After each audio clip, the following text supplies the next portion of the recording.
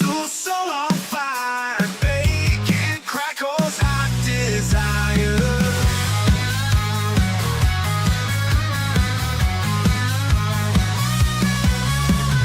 Caffeine kicks me awake, I'm alive. Cars fuel the madness, gotta survive. Bourbon's what keeps the demons at bay. VooDoo chef spell we obey. Butter, bacon, caffeine, cough, bourbon. He's got the cure for whatever's hurting. Butter, bacon, caffeine, cough, bourbon. Life's a feast in the chaos for certain. No recipe, no rules, wild and free. Kitchen's a battlefield, chaos decree. Taste the sin in everybody's right. VooDoo chef conjures up the night. Grease-soaked dreams fill the midnight air. Every bite daring double dare. Fingers coated, hearts corroded. Appetite for life, nothing sugar-coated. Butter, bacon, caffeine, cough, bourbon. He's got the cure for whatever's hurting. Butter, bacon, caffeine, cough, bourbon. Life's a feast in the chaos for certain.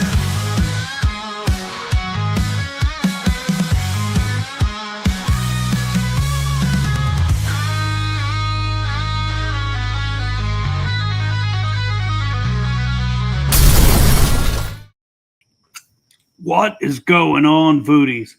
It is a beautiful day here in Tampa, Florida, the most beautiful place in the country. And I got to tell you, stay where you're at. Leave us alone. Come down, visit, give us those tourist dollars, and go home. Speaking of that, if anybody needs Bucks tickets, let me know. I might have some that I can sell to you. We got a great show tonight. We got a great show tonight. If you don't know, I bleed blue. And what that means is I'm a Sysco supporter. Doesn't mean I don't like all the other guys. I just been buying from Sysco forever and a day. And we've got a good buddy of mine, Tyler Sysco Brown, coming in tonight. A great chef in his own right, former teacher.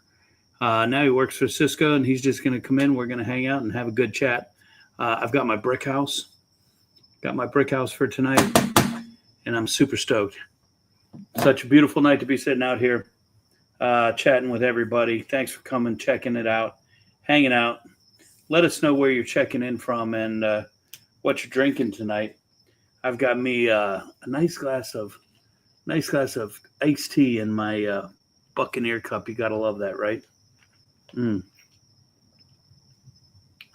Nice glass of tea, beautiful night, nice cigar. We're just gonna be hanging out, talking all things VooDoo. All things VooDoo, all things VooDoo, and whatever you want to talk about. We got our top three, and we got another buddy of mine supposed to be checking in from Cooking with Bill. If you don't know, check him out on Instagram. Guy can cook a mean brisket. Just phenomenal barbecuer, and he's supposed to be checking in with us tonight as well. So, if you have any questions that how do you season your brisket? What, hot and fast, slow and low. Get him ready. He's going to be checking in here any minute. And, of course, Big Eddie C's coming. We're going to do our Florida Man. We're going to do everything we have to do, everything we normally do. But we got to kick it off. Let's pay some bills. Here we go. It's season 3 of VooDoo Underground, and once again, we've taken over the kitchen at the Hillsborough Culinary Academies of Irwin Technical College. We have 8 teams, each using VooDoo Chef sauces and seasonings to create their own unique burgers. They're going to send them to a group of judges to find out who is worthy of taking home the title of VooDoo Underground Winner 2025. So let's VooDoo.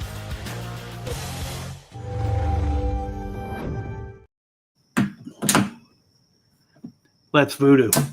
And if you don't know what that is, VooDoo Underground, a little competition we do for high school seniors looking to continue their education in the field of culinary. Head-to-head competition. Two cooks from each school go head-to-head, cook a VooDoo-inspired hamburger, and they compete. Single elimination, you win, you're in. You lose, you go home. if you win all the way and you go all the way through, you win full tuition scholarship to Irwin Technical College. Not a bad day. The only competition I know of where students are cooking for scholarship. It's great. If you have not seen it, check it out on RHS TV. You can see it on the YouTube channel as well. RHS TV, you're going to watch them back to back to back. It's a great streaming platform. And not only can you see the current season, you can see the past 2 seasons as well. We are in our 3rd season. What's super, super cool, the students you're watching right now in season 2025, whatever it's called, they're already enrolled in the culinary program, and they're already kicking ass, taking names. It's great to see. It's great to watch them on the competition, but then also get to see them enrolled in the program and see their successes little by little. And just a pleasure to see. Fleener checking in. Happy Tuesday. Fleener, I got a great picture of you and Peter from the parade last year I found. Make sure I get that to you.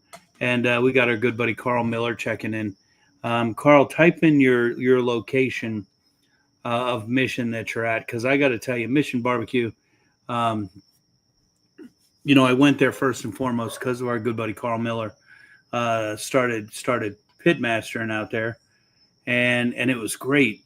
And then they moved Carl's store, and it's still good, but it's not the same, Carl. It's not the same. Big night coming up. Let's just go ahead and kick it out. Let's get our buddy Big Eddie C in here. Big Eddie C, what's going on, man? I'll tell you what's going on. This. Already? Should we start already? I think we got to get a couple more people in the room before we start Florida Man, although it seems like only Mitch and Fleener play every week. I got something new for us here. Right? I didn't want to say it. I got something new here. Look at that right there. What? So we got the ticker rolling across the bottom of the screen. Make sure you check that out. It gives you all the deets, everything you want to see. Normal, BS you want to see. But most importantly, we got that big disclaimer coming up here, which is all important. Big Eddie C. I say a lot of things, and I watch you and Pat sometimes go deadpan and go, I don't know if I should react to that or not. But we do have the disclaimer on here that, the VooDoo Chef podcast is just simply a bunch of fools hanging out on a Tuesday night, doing what we do, right? Fair assessment. Most important, opinions expressed in no way reflect the thoughts and opinions of any of our employers, sponsors, supporters, family, friends, people we may have met on the side of the street, or anyone else in their right mind for that matter. Yeah. So keep that in mind. Just a bunch of idiots hanging out, doing what we do. Yeah. Tongue in cheek, having fun. Yeah, don't feel the need to joke them if they can't take a fuck. Right? It's all hyperbole, right, Ed? Exactly. That's it. Just a big hurting of hyperbole. All right, man, it's such a great night. It's a beautiful night to be sitting outside. Let's take a look at the week, man. Had a pretty good week. I don't know what this first picture I'm going to show you is. Well, I know what it is, but I don't know why I look like I look. I guess that's just how I fucking look. Let's get this up here on the screen. It was a big weekend out here in Oldsmar, dude. Our good buddy Cameron Capri finally got his Oldsmar restaurant. All right. And I wish I knew how to make this big, right? I don't know if it's going to impact anything on the screen. There we go. Maybe a little bit. Just, oh, shit, that There ugly. we go. So he finally got his restaurant open, and I got to tell you, I went down there for the friends and family event, and number one, spent way too much money. But that's what you do when you're hanging out with friends, right? Let's see. Maybe we Indeed. can. All right, just another idiot view here. And then, you know, the biggest comment, why are you wearing a hat? It's fucking hot. Big Eddie C, check this out, man. RC Dude. Cola on fountain, bro. If I'm not mistaken, I think he's one of the first in the country to have the brand new RC fountain drinks out. And, you know, I got to tell you, it was on the other side of the restaurant and the line was too long. So I just ordered a can of RC.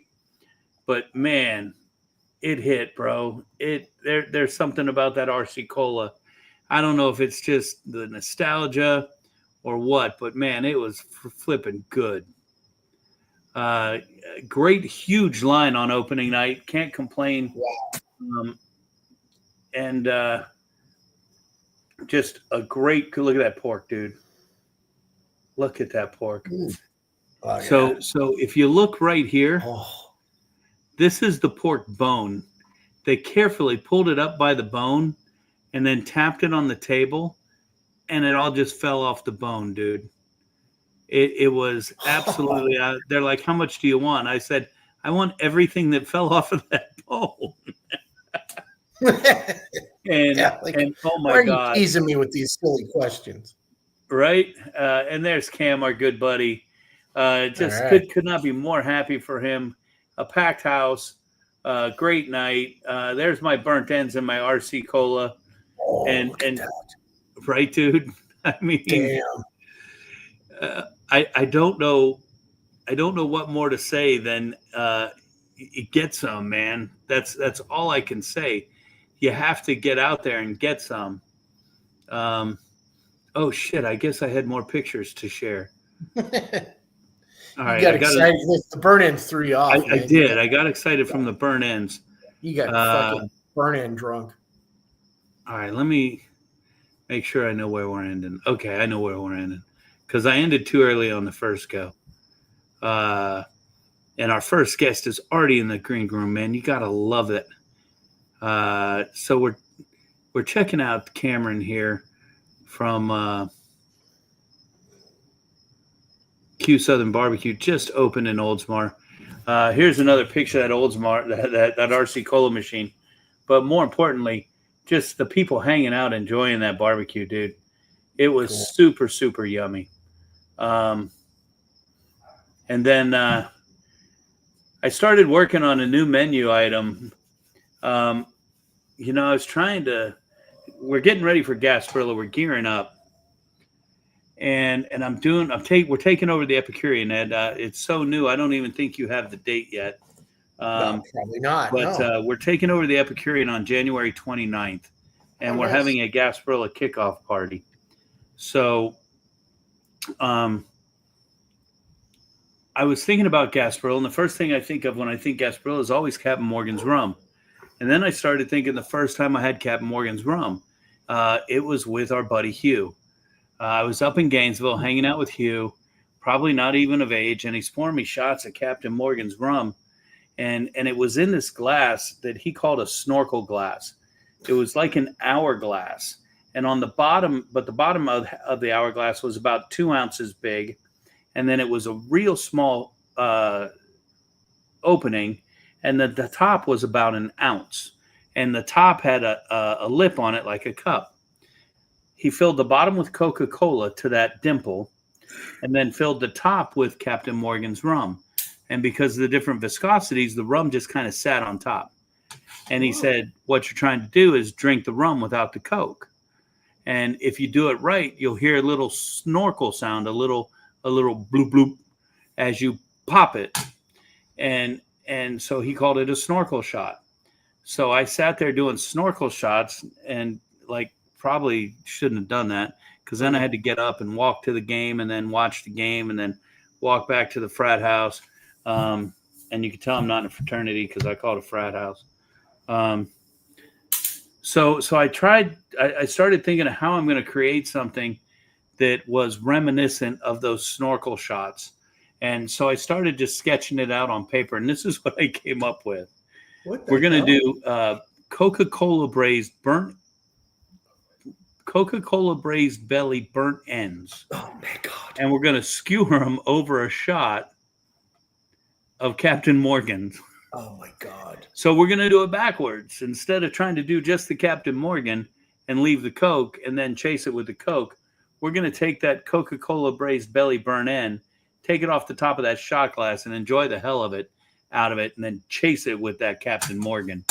And that's going to be the amuse at the Epicurean. That's the first bite you're going to get at the Gasparilla dinner. So make sure, start calling the Epicurean now and get on that list, because we sell out every time. We sell out absolutely every time. And apparently Don Hill is back from his cruise because he's in the chat room. Welcome back, Don. All right. Man. All right, here we go. Here's another pick that, it's where it all starts. You know who that is, don't you, buddy? That is Show. You're right. That is Show. That is Stormy. Stormy sits in that position every day and waits for Mama to come home. It's hysterical. Oh, wow. Look at that. Yeah, I got to give a shout out to another group out in Oldsmar, Rosati's Pizza, man. I love their Chicago. It's not often we get this, but look at that deep dish pie, buddy. Damn, look at that thing. Crust is like on point. Not too burnt, but solid, keeping everything within the margins. Yeah, dude, super yummy. They got a thin as well. I mean, this right here, look at this. Look at this. Off a cheese pizza. Look at that right there. That little fantastic. It was fan-damn-tastic. And people are gonna start going, what the fuck? Do you eat out every day? As often as I can. As absolutely often as I can. Well, you don't want to come home and do it after doing it all day, man. That's what they call busman's holiday, where you go on vacation, do the same shit you did at work, Right? I don't want that. I like to cook, but I don't do it all day. Right. I like to come home and grade English papers. Exactly. Yeah. The hell wants to do that shit? All right. So yes, I went out to eat again. Check out this insanity, Big Eddie C. Oh, what's doing there, man? All right, a couple guesses. Where am I at? Well, I have no idea. That's the thing. I'm trying to look for context clues, but I didn't sit in my normal seat. So had I sat in my normal seat, you might have had a better view of the bar and been able to figure it out. Yeah, I can't really tell. I'm not getting a context clue here. All right, so I'm at the Epicurean. Okay. We mentioned that it is Burger Week or Burger Month or Burger Wars, whatever they call it. And the Epicurean did a voodoo-inspired burger with VooDoo Chef Nola on it.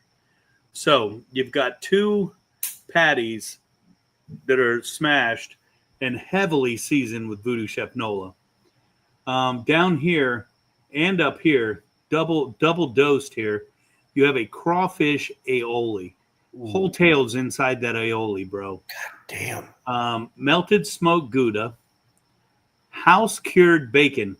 Look at that thick cut fucking bacon.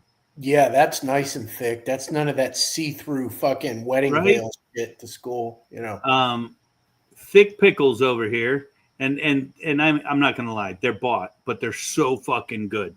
And they're exactly what you need to counterbalance that some of that fat on there, that tartness, just hitting a home run all the way around. And then you have the toasted brioche here. And these hand-cut fries, hand-cut. Not many places are doing that anymore. No. And then they toss them in a different Cajun seasoning. So we got our Creole seasoning on the burger with our crawfish aioli, and then a Cajun fry. Oh my God, dude. Wow. If you're not going to go to get the burger, you're going to be like, you know what? It's a far drive. Let me tell you, I don't care if they win Burger Wars or not. It would be great if they did, but the bigger picture is $5 from every burger purchase goes back to the VooDoo Chef Foundation. Wow.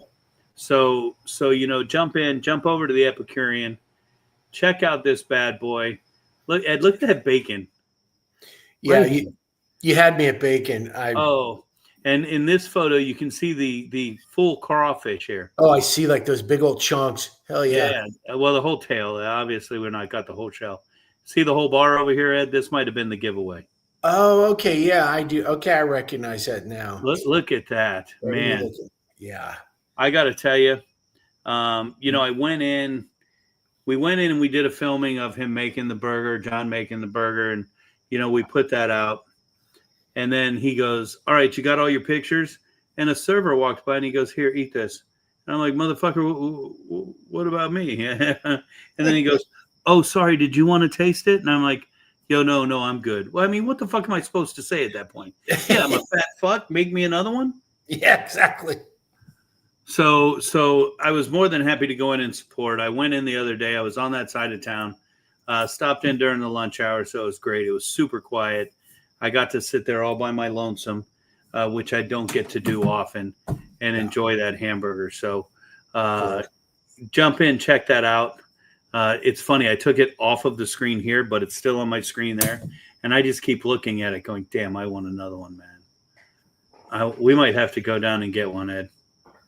Oh, I'm down for it, man. It's like I don't even know what I want to try first. I mean, obviously the burger, but you got the crawfish aioli, you got house-made bacon. Oh my God. Right? It's just, I got to tell you, it was super, super yummy. It was super yummy. It sounds fantastic. Oh yeah, excuse me. Jesus. Long days, right? Long days. 2 more days, Ed. 2 more days. Oh, I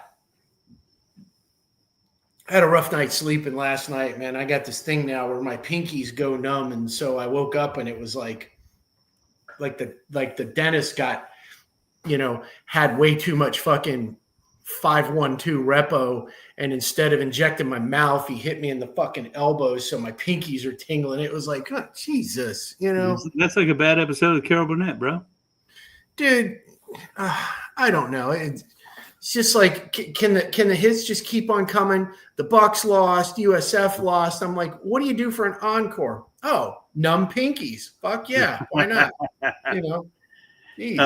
Well, Big Eddie C, I'm going to let a cat out of a bag here. If anybody out there is in the listening area, is in Tampa, wants to join us, Big Eddie C, I think we're going to be at Renee's Tacos on Friday around 1:30. If you'd like to join us, we're going to hit Renee's Tacos over by JC Newman Factory, and then you can guess what we're going to do next after we eat lunch.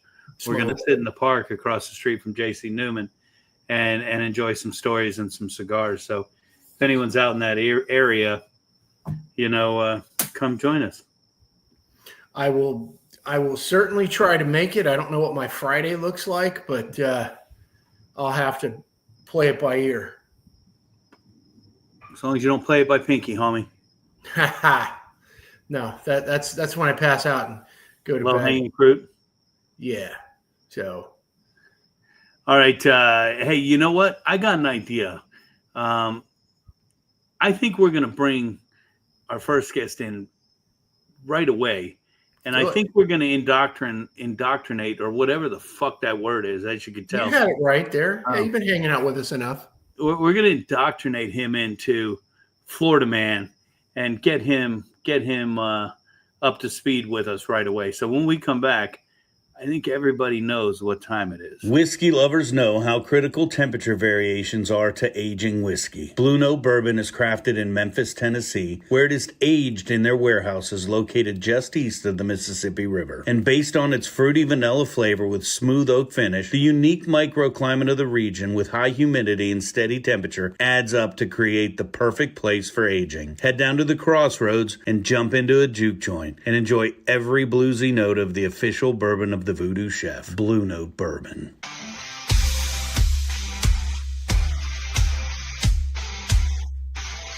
In my opinion, Tampa Bay better listen up. VooDoo Chef is here, he's about to disrupt. He'll taste it all, give his honest critique. No sugar-coated words, he's the one they seek.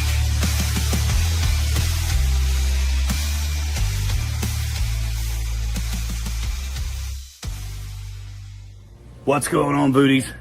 You know, I love macarons. And Shay Sweets, my girl Shay Daniels, makes the absolute best. I want you to check out this drop-off today. Red, white, and blue. Not only all-American, but oh my God, this one is called Nostalgia. That is a bomb pop. An old school bomb pop right off the ice cream truck. You've got the colors, you've got the flavors. You've got red, white, and blue. You've got lime, you've got cherry, and you've got blue raspberry. In my opinion, these are the best. Oh my God, that's nostalgia. Get you some Shay sweets.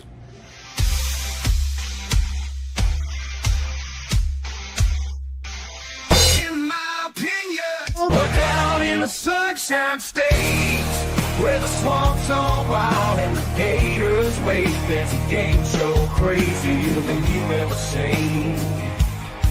It's called Florida Man, y'all the ultimate scene. Contestants line up, chance to win some cash, but it ain't no ordinary quiz. This ain't no flash. News headlines flashing on the big screen, guessing true or false, fighting for the dream.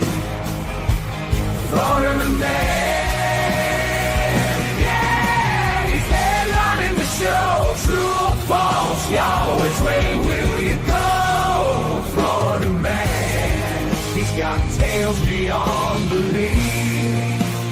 Try to guess, but there's no relief, no relief, no relief.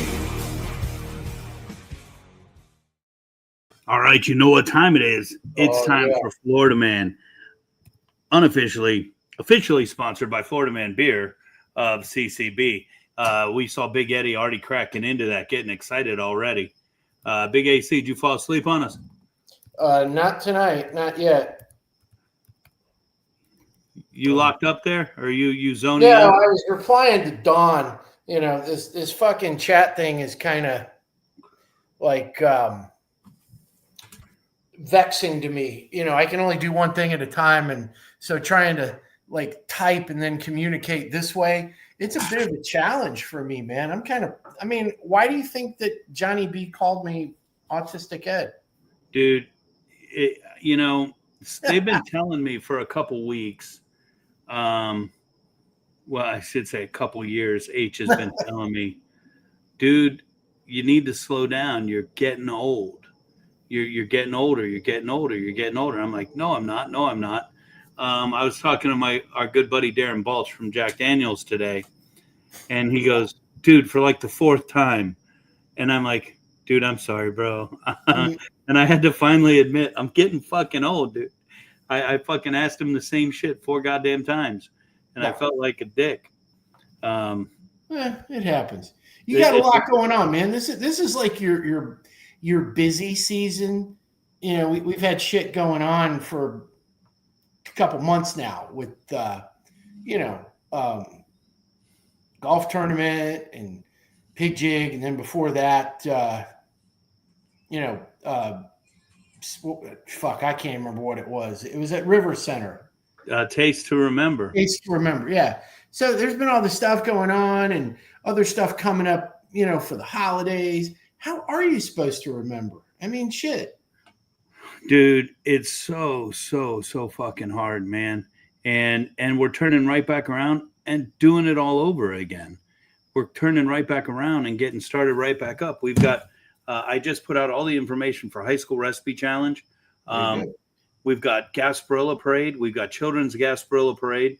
And we just announced those last week. And we only decided that we were jumping in at golf tournament. It's like we're gluttons for punishment. But and then right after the parades, we got the filming for VooDoo Underground 2026. And then we've got the Icon Awards in March, brand new. And then no more VooDoo Bash. I think we're going to change the name and just fucking call it what it is. VooDoo Burger Bash. Because that's all. It's a burger bash. There you go. We're going to have a fucking burger bash. And we're going to do it in March. So if you think you got the best burger in Florida, you better start lining that shit up now. Don't sing it, fucking bring it. Hey, and it's still nice outside at that time of year, so I don't want to hear from anybody. Oh, it's hot. And you know what? We're moving the fucking event inside for all you little whiny fuckers. Bitches. Right?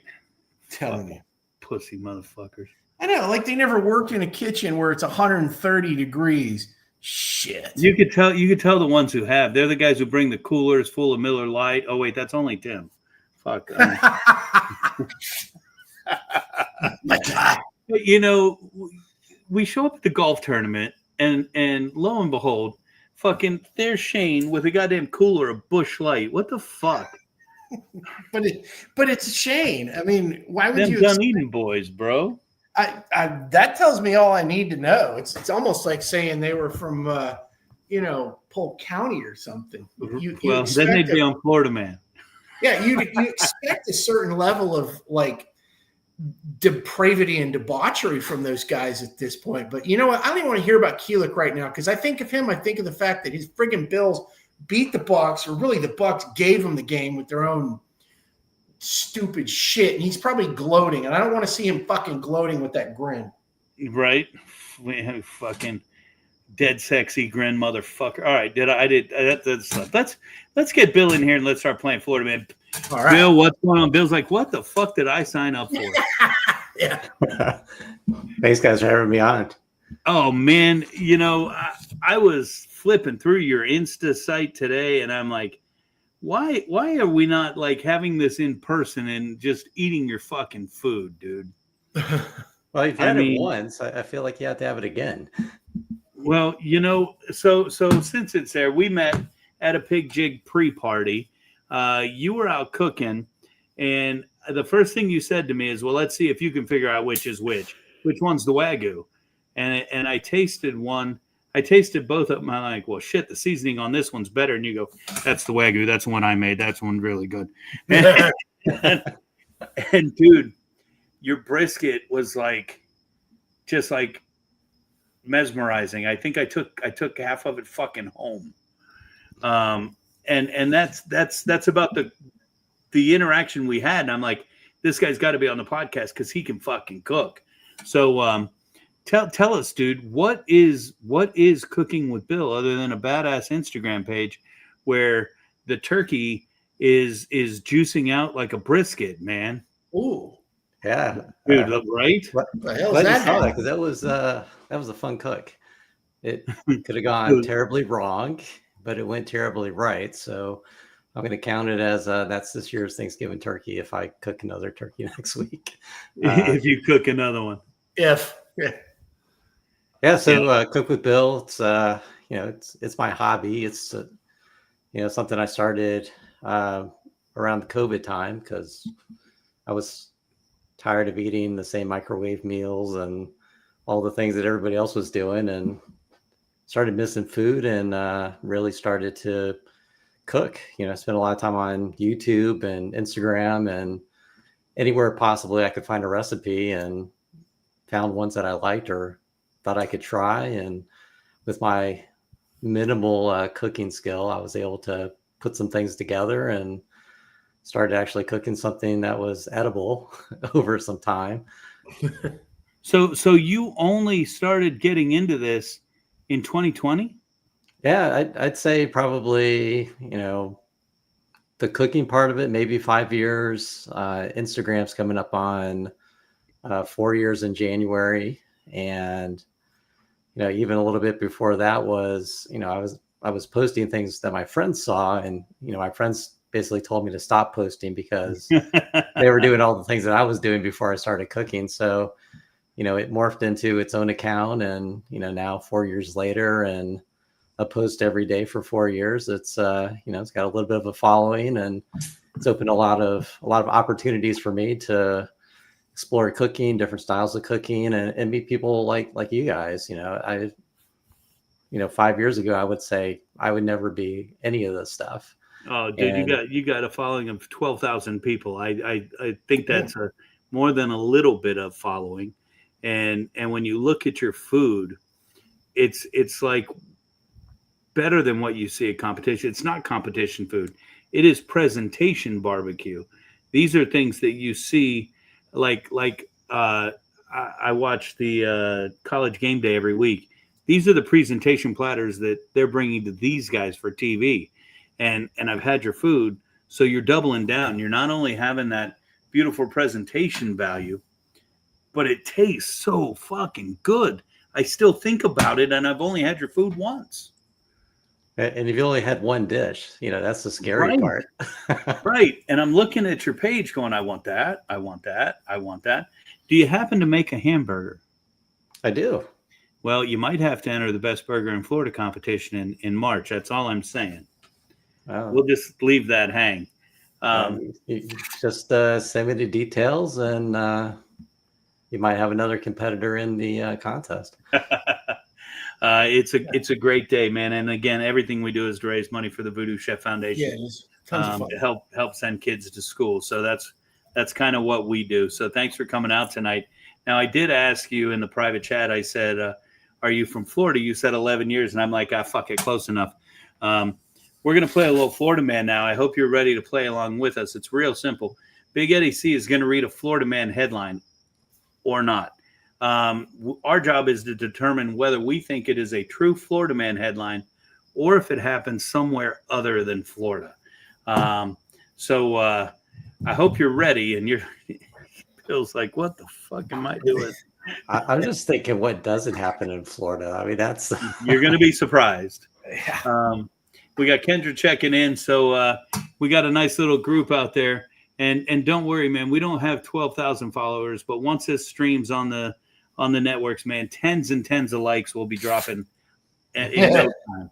So every like matters, right? Actually, we prefer the people who look at us and go, "What the fuck are they doing?" That's really what we're going for tonight. Yeah, that's our brand. I mean, you saw the turkey earlier. I think a few people were thinking the same thing about me. So, oh no, dude! All I saw, and it's ingrained, just like the brisket flavor. It's ingrained when you pick it up, and the juice is coming out of that bird. I mean, I kind of hate you right now, Bill. Just gonna put that out there.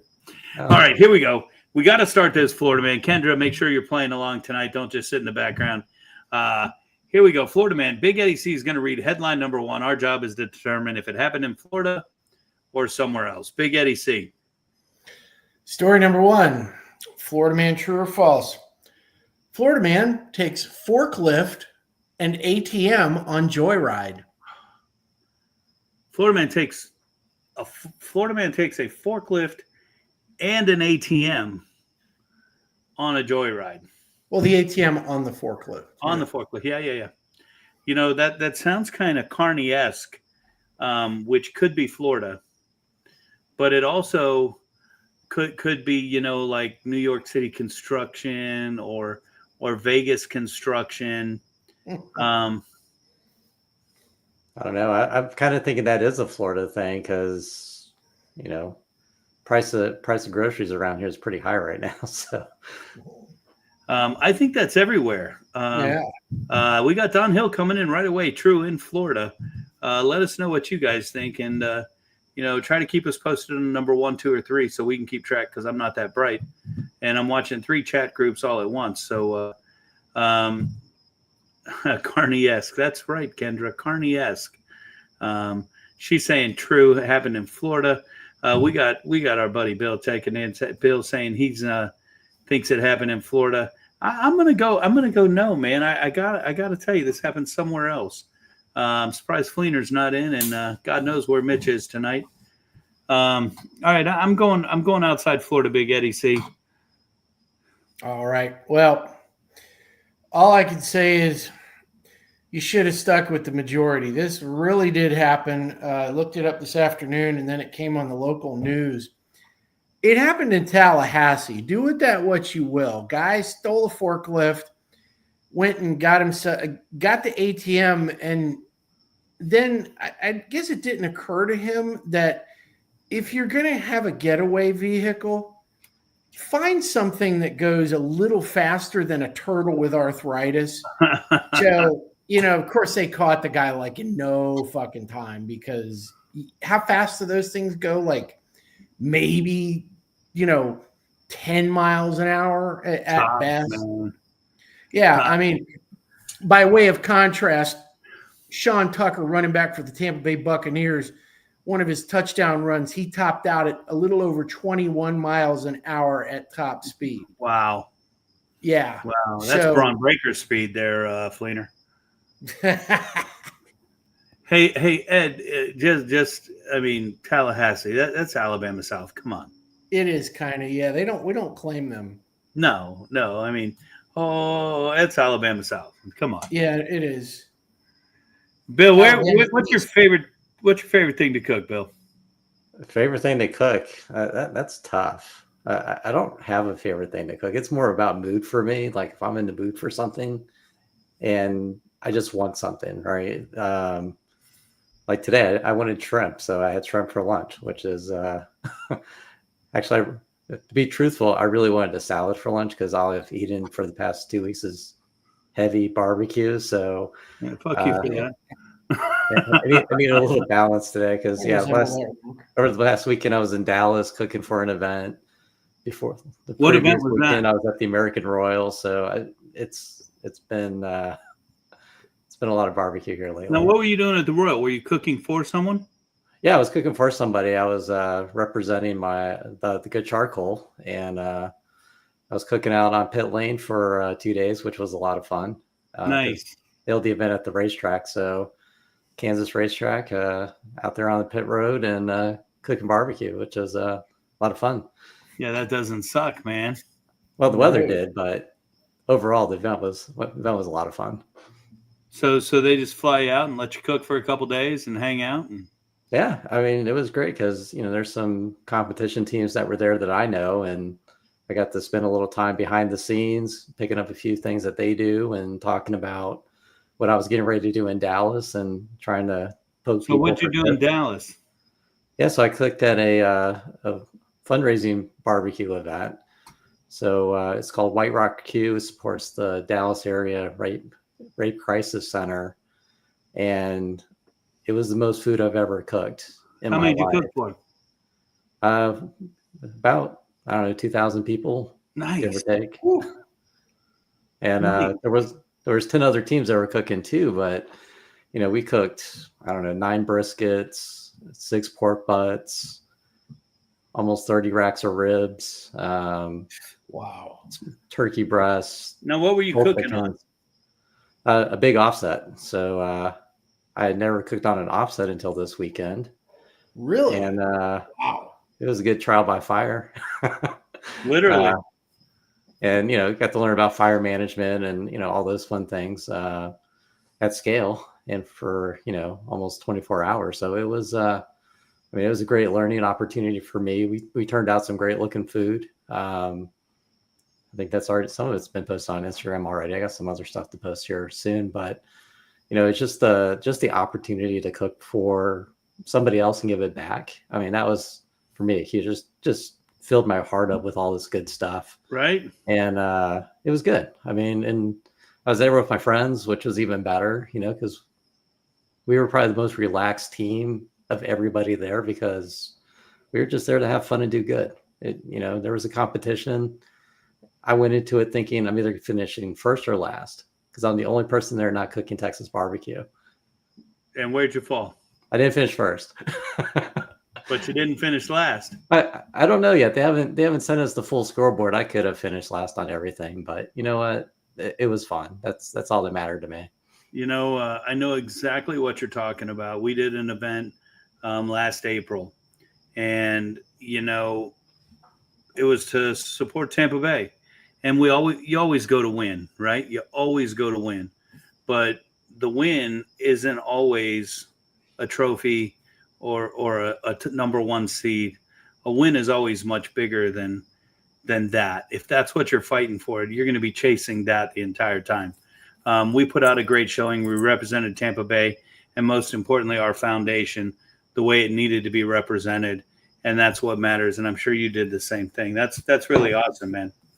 You went up a couple notches, and we're proud to call you a Florida man tonight. I'll take it. All right, Big Eddie C. With that, let's go to Florida man number 2. Okay, story number 2. Did it happen here, or did it happen in one of the other 49 states? Florida man busted for placing cameras in porta potties and filming, well, lots of people. So, is this part of the triad?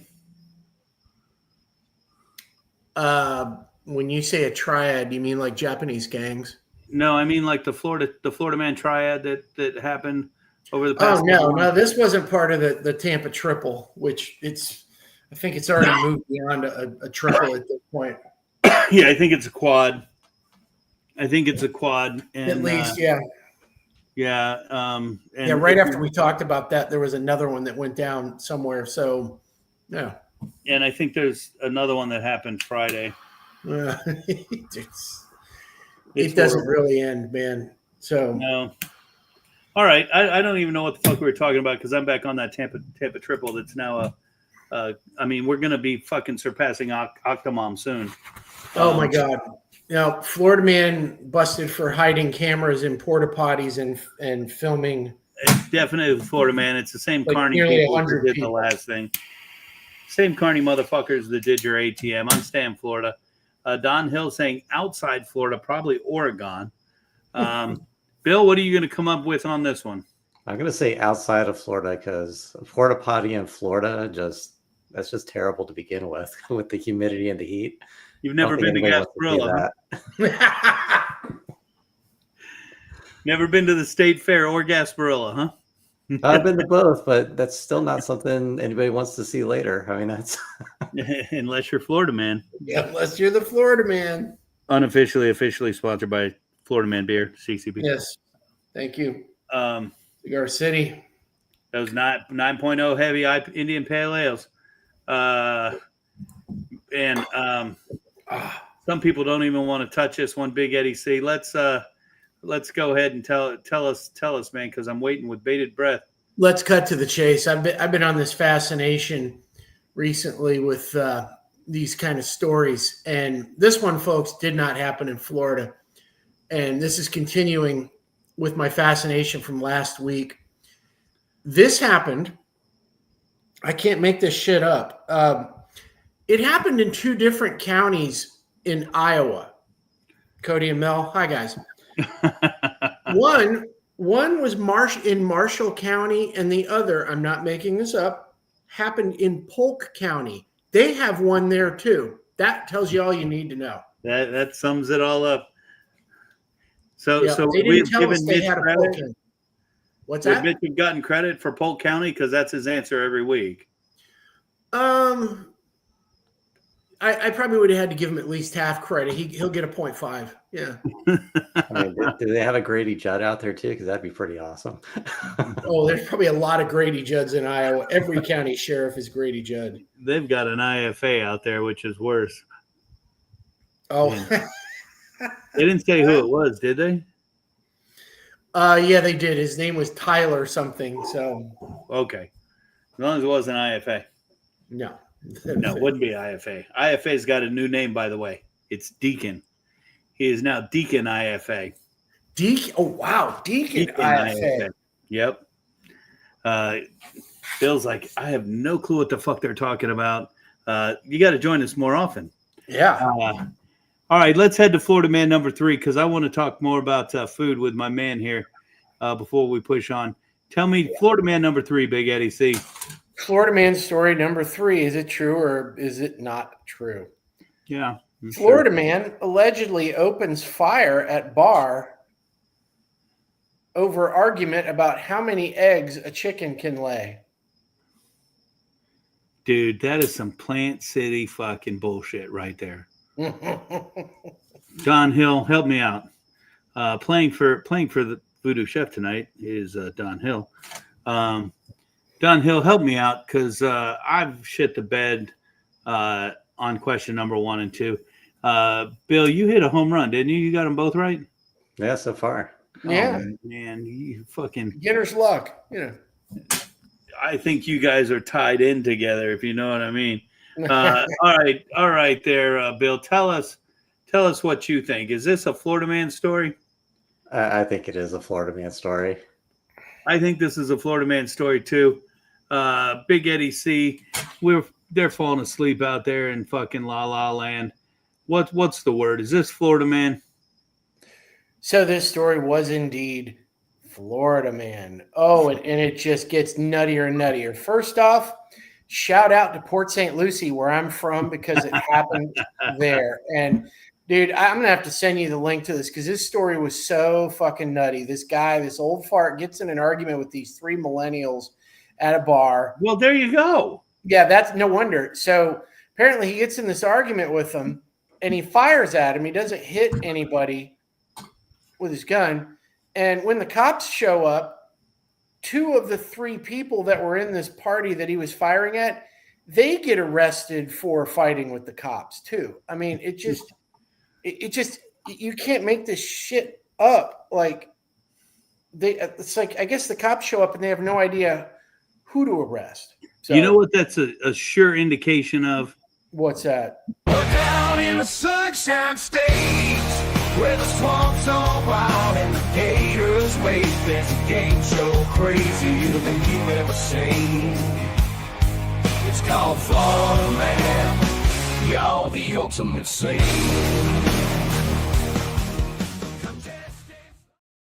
You know, that is some crazy whacked out shit, but definitely Florida Man. It truly Unofficially, officially sponsored by Florida Man Beer from CCB. Don Hill came in a little bit late. He said his guest is Seattle. I'm glad I didn't listen to you on that one, Don Hill. So, Bill, where's next? Where are we cooking next? That I'm not sure of right now. I mean, it's probably going to be my kitchen tomorrow, but outside of that, I'm not sure.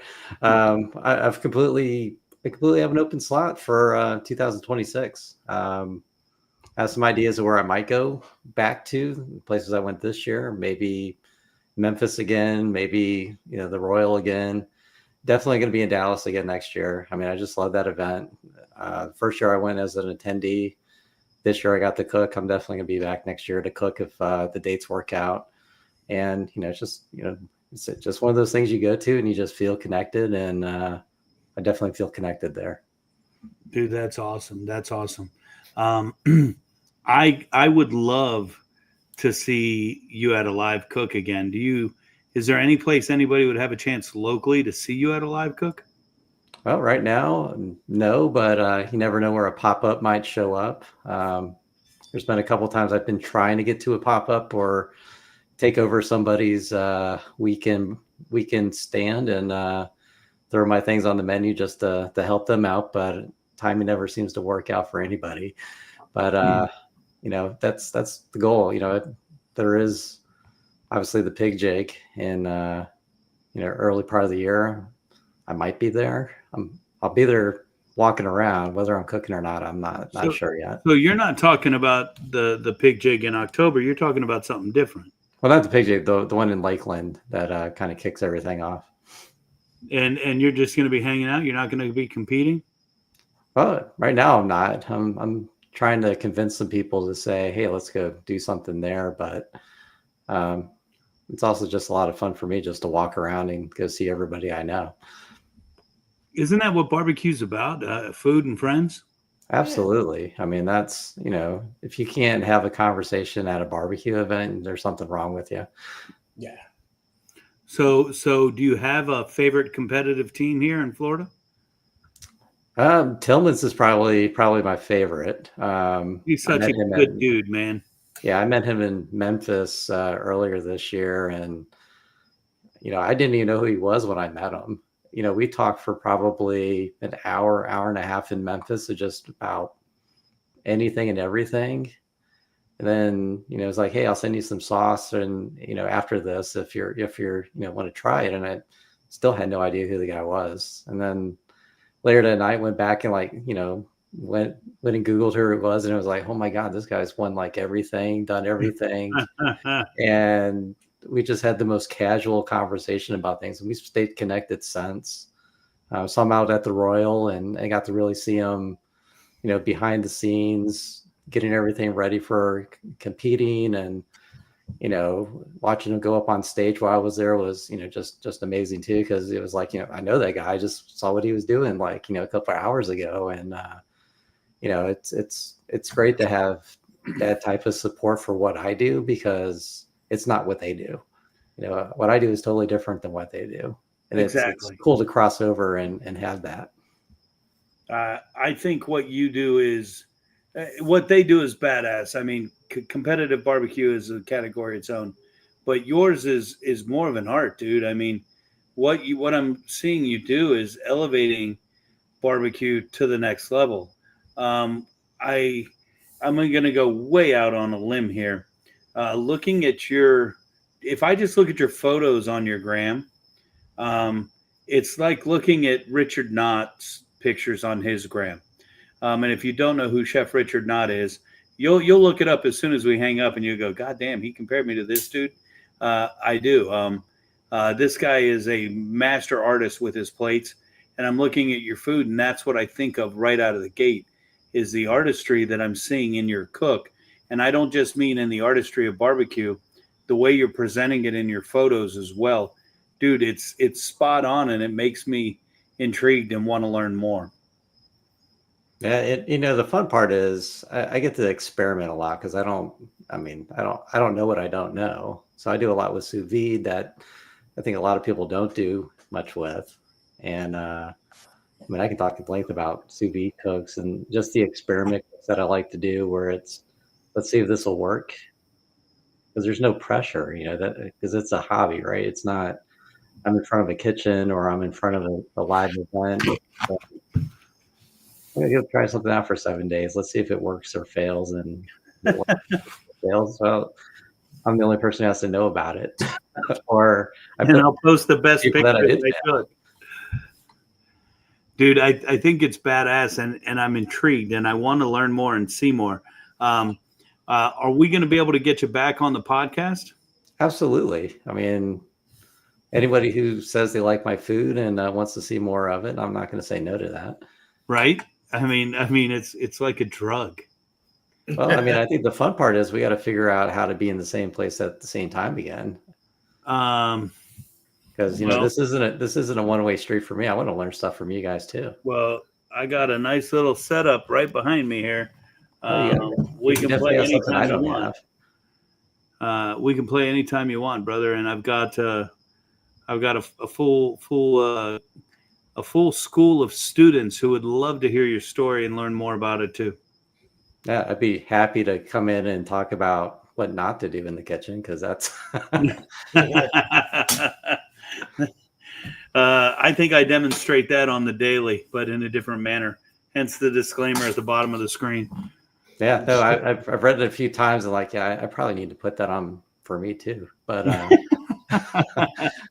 but I think what's really missed though is the experimentation in the kitchen. I think there's a lot of people who focus on being precise, precision in the kitchen, and sometimes they just forget about just do something that's out off the charts, and that's the stuff I like to do. You're just cooking food. That's right. That's all we're trying to do. Well, dude, I would love to immediately schedule to come back on. So if you check your dates, we had a tough time connecting, and it's just because you and I are new. I went to spam. So we had to shuffle a few things around, but I want to get you back in here in the next couple weeks in that 9 o'clock hour and really get down to nitty gritty and talk about some of your techniques and hang out a little more. Is you down for that? Absolutely. Fucking A. Have your people talk to my people, and we'll get this worked out. Well, my people are talking right now, but I got to keep going. So my people will email you tomorrow and just make sure I don't go to spam, and we'll rock and roll. And I would love to see you at some of the VooDoo events, hanging out and getting to know some of our people, because I think you're a cool dude, and I think you'd be a great VooDoo hanging out and getting to learn from you would be amazing. Well, like I said, it works both ways. There's a lot of things I don't know, and you know it. And if I can ask you the right question and you share it, that's even better. It's a Brick House cigar, and it's my absolute favorite. It's a Mighty Might Corona, and it's my favorite. So I hope that helped you. Absolutely. All right, man. Bill, I look forward to next time. Dude, let's stay in touch and keep rocking. Guys, make sure and follow him at, man, I fuck up Instagrams all the time, so I'm going to let you say it, and I'll type it in the chat. Yeah, it's Cook with Bill on Instagram.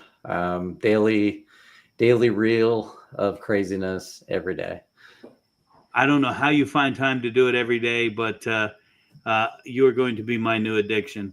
I'm looking at it right now. Damn, that's dude. I got to tell you, I'm not real happy about that because I know what kind of turkey I'm going to be eating on Thanksgiving, and it ain't that. Well, I did show off the secret ingredient today. So if you're looking for that secret ingredient to make your turkey that much better, you know what? My wife and I we go to the fam on Thanksgiving Day, and we make nice, and then the next day we typically end up doing one of our own. But I can tell you that on the day of, you know what the secret ingredient for that turkey is going to be? A fucking shitload of gravy to smother it in. Because it's going to be, I'm telling you, it's going to be drier than H's dad jokes. To be fair, I used to cook a really dry turkey too. So, fucker, I want your shrimp. God damn. Fuck. All right, man, Bill. Dude, much love, and we're gonna set this up to do this again real soon.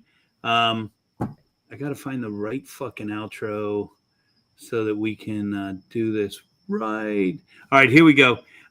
Stick around long enough to at least check out these burn ends from Q Southern Barbecue. Bill, thanks, brother. We'll check you soon, man.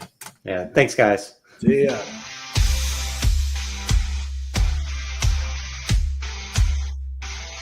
In my opinion, Tampa Bay better listen up. VooDoo Chef is here, he's about to disrupt. He'll taste it all, give his honest critique. No sugar-coated words, he's the one they seek.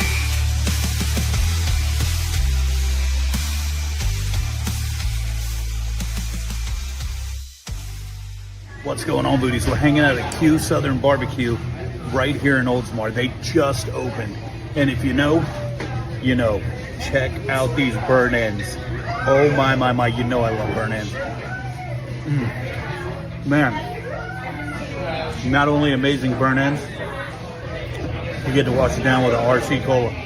Talk about going old school. Talk about bringing it back, right? Man, Q Southern Barbecue, you guys got it going on. In my opinion, one of the best there is. Get you some.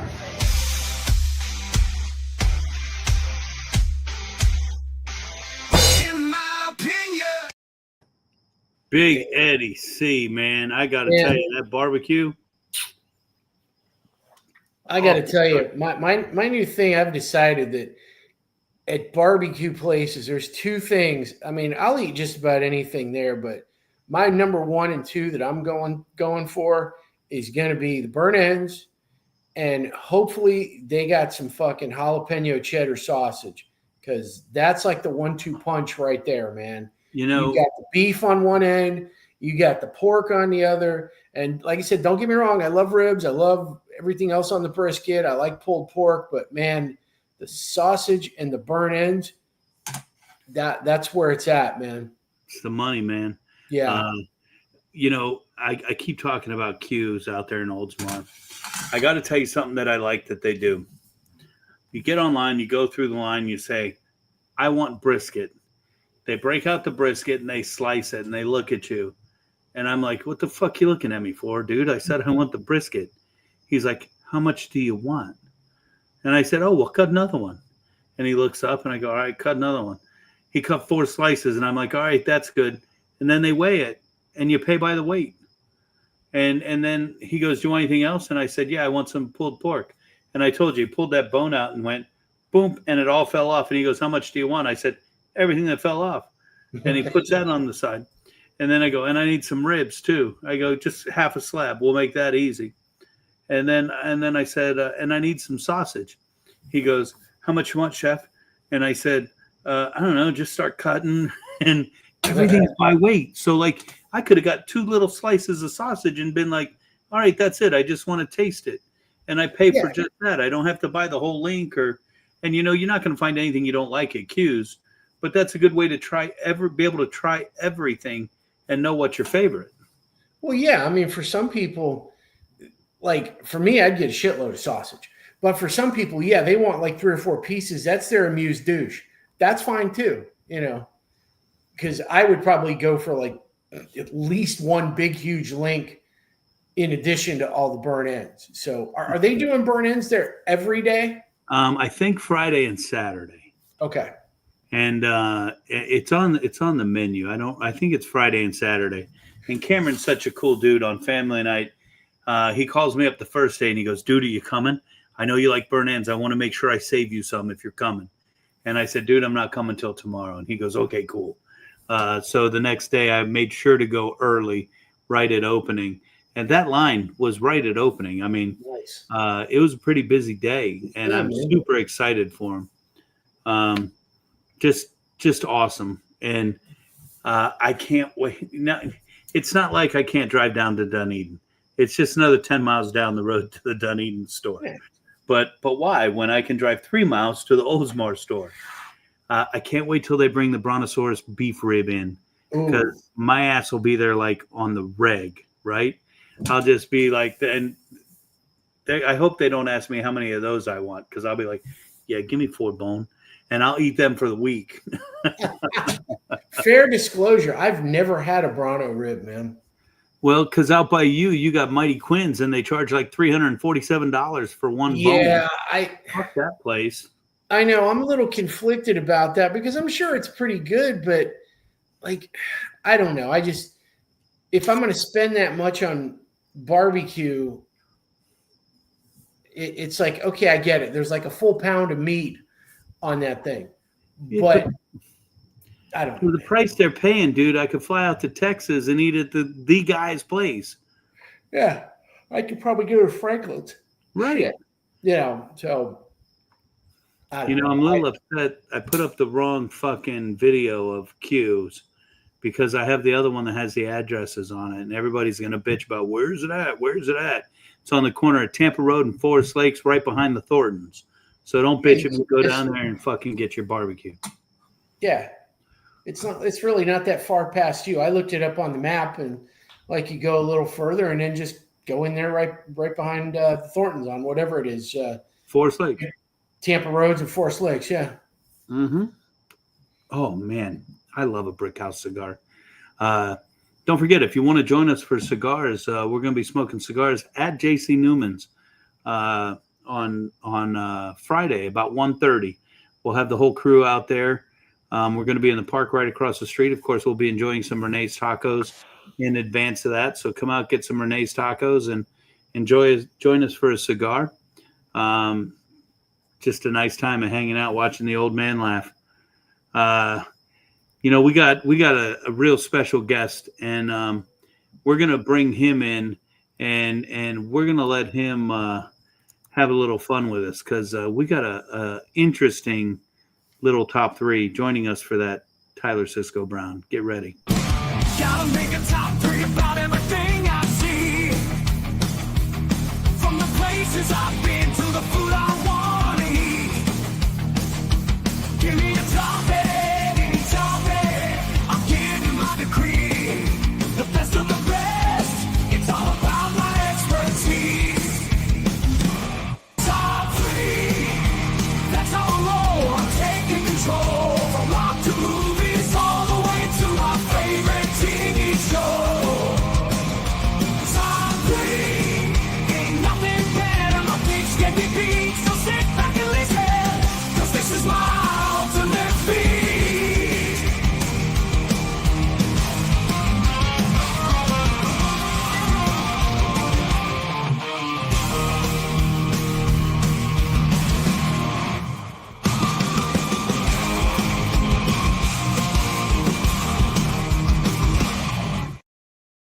All right, man. We got Tyler Sysco Brown with us. What's up, T? What's up? Not much. Just chilling. Just chilling. We're Got going the to talk Christmas to you lights about. up nice and early back there. You like that? Thank those- you. Oh, I thought they might have been Gasparilla beads for a moment. Those real big ones. No, they're fake plants. They're fake plants. My lady put them up. So My lady. I Yeah. love that. It's not his girlfriend. It's not his wife. It's his lady. Oh, that's right. When And she's he- not inspecting restaurants, she's decorating the house. He's like, what am I supposed to call her? She's a lady. She's That's my right. lady. That's right. It's a good piece. We're going to talk to T about all kinds of stuff from his time in industry to his time at Sysco. But we're going to kick off, T, with a little bit of our top three. So tonight's top three, Got to set up for this. you got to pay attention a little bit. Tonight's top three, and Ed's going to correct me on all my spelling, as we all know. Top three items I want on a deserted island. We do things a little different around here. We're not going to just name our top three. We're going to take a list that's out there, and we're going to start removing until we're left with our top three. You're welcome to play along with us. As you guys know, you can put all your comments in the chat bar. Doesn't mean we're going to pay two shits to them, but we'll see. Shay Daniels, what is going on? It is so great to see you in the chat room. I wanted to invite you in, but I wasn't sure if you were ready. So if you're ready, I would love to have you next week on the podcast. We'll kick whoever's on off to make room for you. Private text me and let's get you in here, and let's get some people seeing that lovely face of yours so they can not just take my word that you're good. They can hear that you're good and see that you're good. Private text me if you want to be on next week. If you are, we'll set that up and get you rocking and rolling. And she's already in saying, fuck you, fat boy. Just I need the mosquito net in my life. Or you want to get rid of the mosquito net. I don't know. All right, so here's how it works. We're going to get rid of items until we're down to the final three. Everybody should have had enough time to start reading this. I'm going to assume that high five and smiley face means you're in for the podcast. Shay Daniels officially the guest of next week's podcast. If you were supposed to be on, I'm sorry, you just got bumped. All right, so Tyler, we're going to start with you. We're going to let you get rid of an item. Which item would you least like out of these to have on that deserted island? Let me see. It's going to be tough, but I think I'm going to eliminate the mosquito net to start. Oh my goodness! I'm going to change it up. Going with Shay, get rid of that mosquito net. Wow! And just so everybody knows, that's not weed. That is a pot to cook in or piss in. You pick. Thanks for clarifying. I was pretty sure that was devil's lettuce.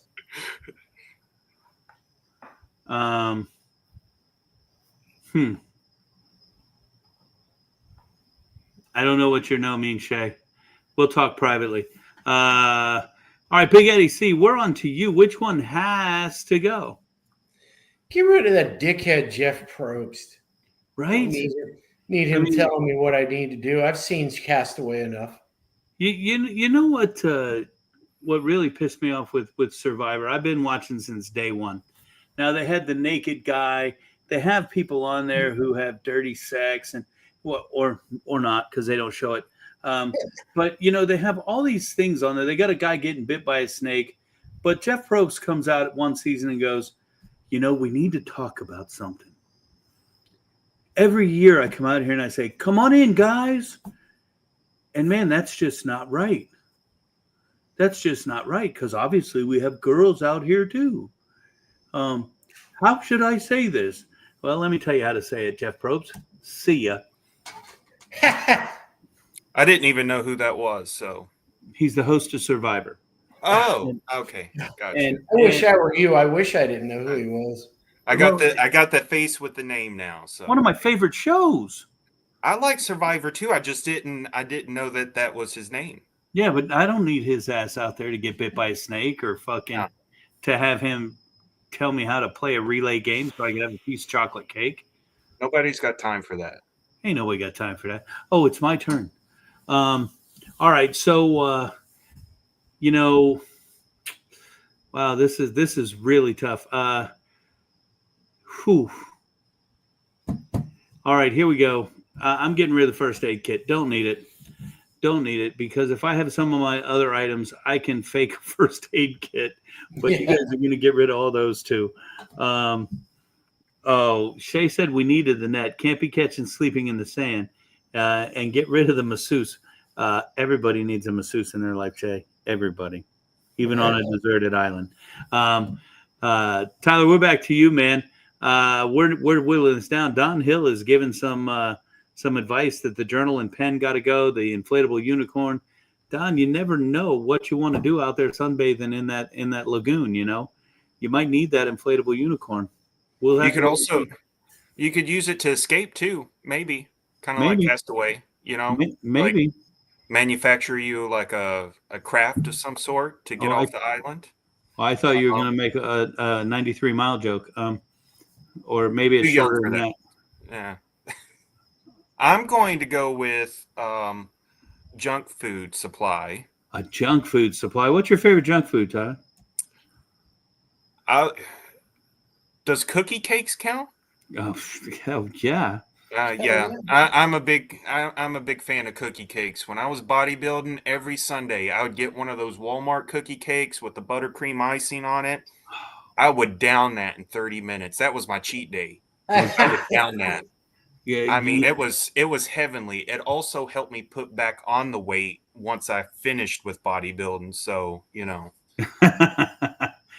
Well, you're not going to get it on the deserted island. Big Eddie C, what's your favorite junk food? It's probably a tie between Doritos and Reese's. Man, I had Reese's tonight.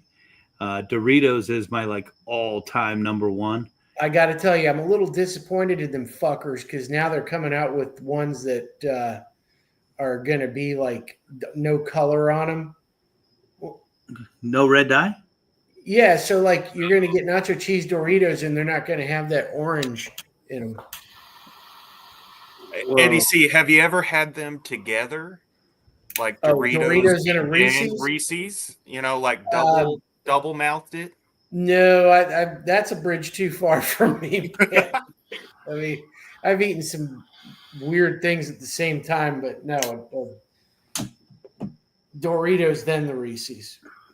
You know, I like Doritos and a tub of sour cream. And I know that's just like absolutely disgusting and proves that I am just like a fat fuck. I'm okay with that. That's good though. That's good. The sour cream and the Doritos. Solid. Nothing wrong with that. All right, Big Eddie C, I think we're up to you. Don Hill is saying we got to keep the machete, get rid of the knife. I don't know what everybody else is saying. But we're at you, Eddie C. Where are we moving to here, buddy? Yes, we're gonna have to get rid of the inflatable unicorn. I don't think I'm gonna be able to float far enough out to catch a boat. You know, I thought the inflatable unicorn was something that Jeff Probst brought along with him, but I think that's a different meaning, kind of like the pod. I think I misunderstood. Sorry. Back to the little thing scrolling across the bottom of the screen. Don't cancel us because of me. All right, journal's gone, Don. We'll give that to you. Fishing kit can go because I'm scared of fish, so I won't be fishing. But Shay, there's no rice flour on here or almond flour, so we can't be making macs. We gotta have something to eat. Tyler, we're back to you, buddy, and we're winding down quick, man. All right, I think I'm going to go with the solar-powered music player. Oh, no more jams. If I can't have a journal and pen to write it all down. All right, I'm gonna let it That's go. A tough one, man. I think I would have had to keep it normally because otherwise I'd go insane. What the hell else are you gonna listen to? The breeze in the trees? Oh boy. Yeah, the ocean, the waves. I mean, I go to sleep to that some nights on Spotify. You just type in ocean sounds. It works wonders. I get a full 8 hours when I listen to it. I go to bed listening to Anthony Jeselnik, and that probably explains a lot. Yeah, that does explain. All right, we're gonna let it go. The veto was too soft, Ed. If your veto would have, I was waiting for it.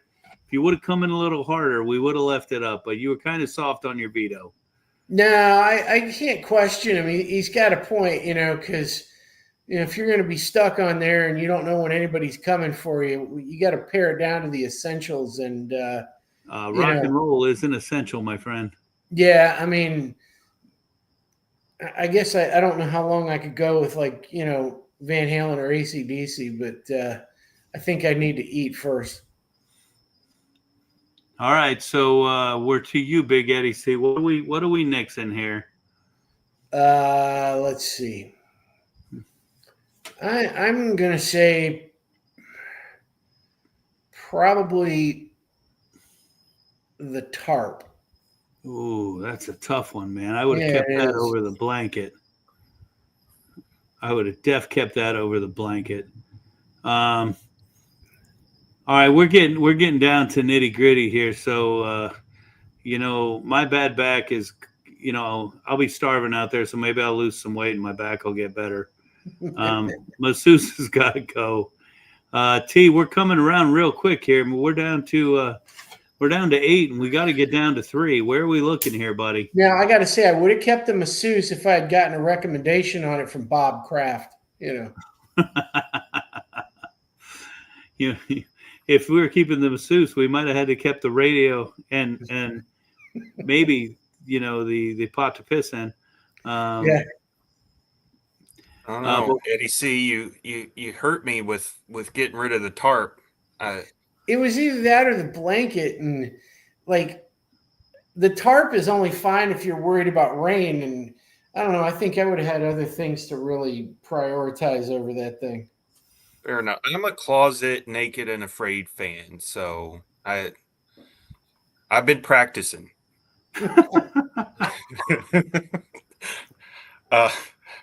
I think that we are getting down to the. I guess I'm good. I'm gonna have to go with the hammock. I'm gonna have to get rid of that. Let's slash it.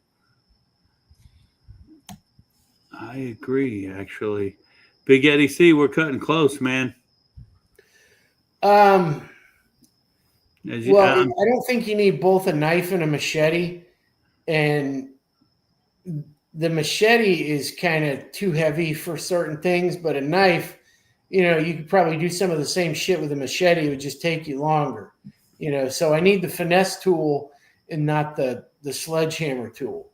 So buy to the machete, unless there's a supply of wild pigs on the island, and then maybe I would keep it. Well, I'm going to just assume that that's a French knife, not a pocket knife. So if that's a chef's knife, I think that's a definite keeper.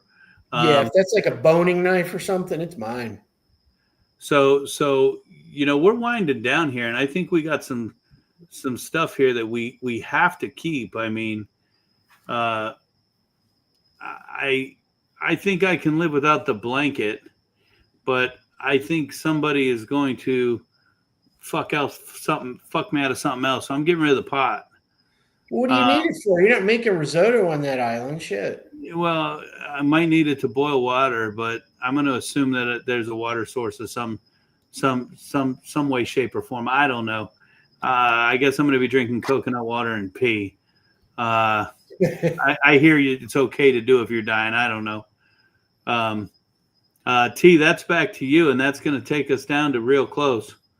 All right.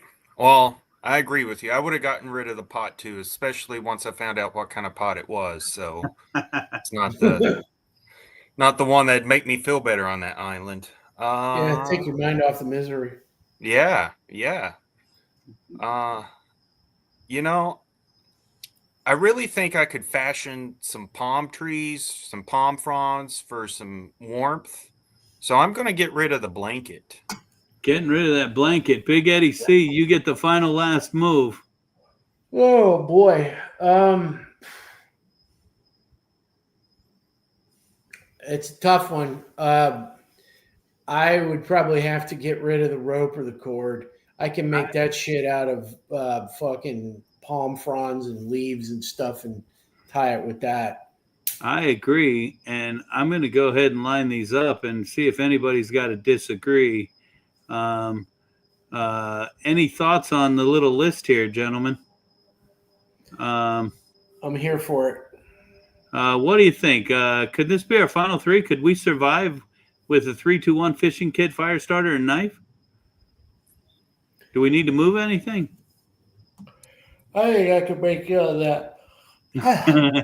I think with my naked and afraid expertise of watching the show, I could survive with just the fire starter and fishing kit. Really? I think so. I have enough confidence in myself that I've had enough screen time watching naked people survive. I think I could do it with clothes on. If I was naked, I don't know. Well, I'm going to tell you, I'm a wuss. I need that knife to feel good. And we're going to add a couple honorable mentions here because there's a few more things that I want. And and that's going to be our list right there. There you go. And you know what, Ed? Watch this, Ed. Because if I'm going to be out there, I know you got my back in everything I do. So we're going to change that so that you can be with me. Oh, hallelujah. Oh, man, that's our final three. I'd love to see what you guys finalize to. Put it in the chat room. Let us know. Because it's just stupid shit we do around here. And next week, get ready. I'll just give you the heads up now. We are going to be doing our top 3 Thanksgiving side dishes. So start thinking about your top 3 now. And next week, you'll get to see ours. T, man, I'm so stoked you're here. You and I hang out quite a bit. Most of the time for work, which kind of sucks. But, every now and again, we'll find ourselves down on the patio at Hooters smoking a cigar, bitching about the world's troubles. And it's refreshing because I normally get professional. And every now and again, the chef in you creeps out. But let's go way back. You used to be a teacher, bro. I did. Jesus. I guess it was back in. You taught Jesus? I said Jesus. I guess it was back 10 years ago. I was a teacher. I was a teacher for 3 years. Was that in Florida? Yeah, it was at it was a small private school in Bradenton. It's called Edison Academics. My main goal was coaching basketball, so we had a lot of foreign players come over, a lot of students from Africa, and we had some from the Dominican Republic and Brazil. They were all like 15 years old and like 7 feet tall. So nice though. They were so nice. They came in. They usually flew in on a plane. They got in. They knew no English for at least 2 weeks, and then they picked it up real quick.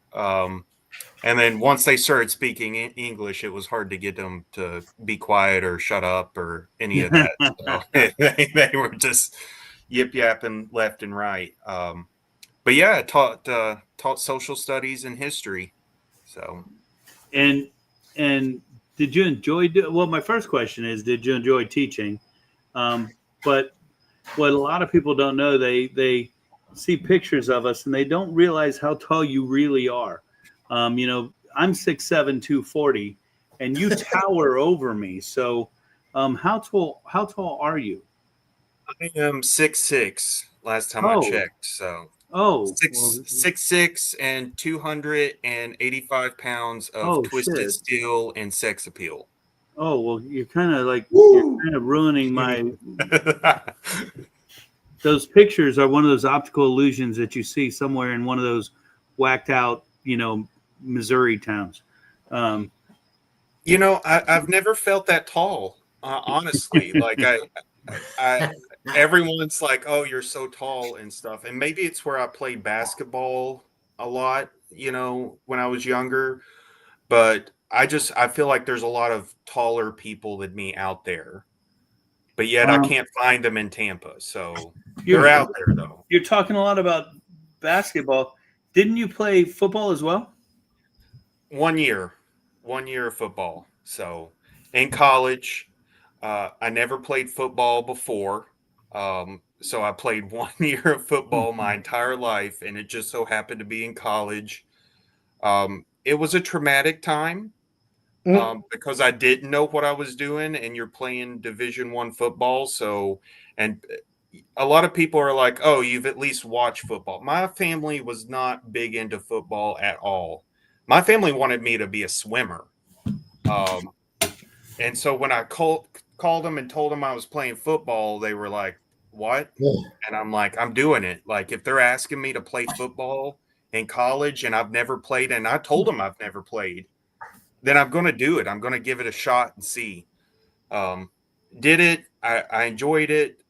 Part of me wishes I would have started sooner, and part of me also wishes I would have been a little bit more forceful and wanting to play defense. I think I would have really made an impact on defense. A defensive lineman.